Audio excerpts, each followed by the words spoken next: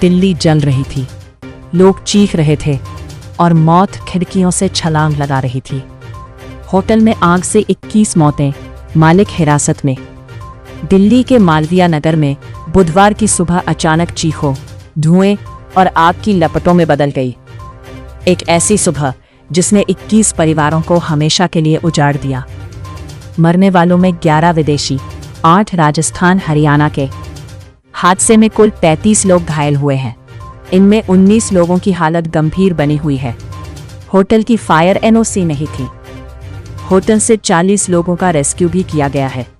एक ऐसी आग जिसने कुछ ही मिनटों में 6 मंजिला इमारत को मौत के किले में बदल दिया, और एक ऐसा सवाल छोड़ दिया जिसका जवाब पूरा देश मांग रहा है। आखिर इस मौत का जिम्मेदार कौन है? सुबह करीब 8:50 लोग नाश्ता कर रहे थे। कुछ अपने कमरों में आराम कर रहे थे, कुछ अस्पतालों में भर्ती अपने परिजनों की देखभाल के लिए दिल्ली आए थे।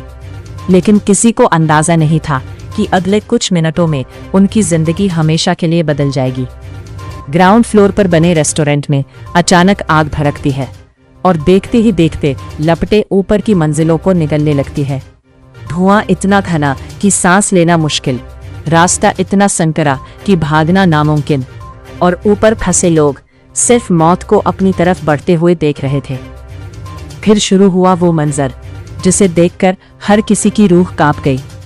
तीसरी और चौथी मंजिल की खिड़कियों पर लोग मदद के लिए चिल्ला रहे थे। कोई हाथ हिला रहा था, कोई रो रहा था, कोई अपने बच्चों को सीने से लगाए खड़ा था। और फिर जिंदा जलने और नीचे कूदने के बीच लोगों ने छलांग लगाना चुना। कैमरे में कैद तस्वीरें बता रही थी कि उस वक्त अंदर कितना खौफ था। नीचे खड़े स्थानीय लोग अपनी जान की परवाह किए बिना गद्दे बिछा रहे थे, किसी को पकड़ने की कोशिश कर रहे थे, किसी को हौसला दे रहे थे, क्योंकि ऊपर हर सेकंड मौत करीब आती जा रही थी।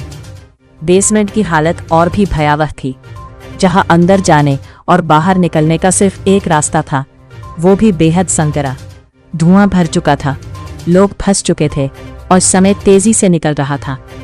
जब दमकल की टीमें पहुंची तब तक कई जिंदगियां बुझ चुकी थी। रेस्क्यू ऑपरेशन शुरू हुआ, घायलों को बाहर निकाला गया, लेकिन अस्पताल पहुंचने तक कई लोग जिंदगी की जंग हार चुके थे।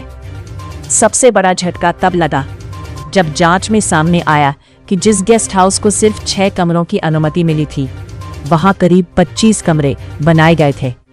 और इससे भी बड़ा सवाल, क्या इस इमारत के पास फायर एनओसी तक नहीं थी? अगर ये सच है तो क्या ये सिर्फ हादसा है या फिर नियमों की अनदेखी से हुई सामूहिक लापरवाही? 21 लोगों की मौत हो चुकी है।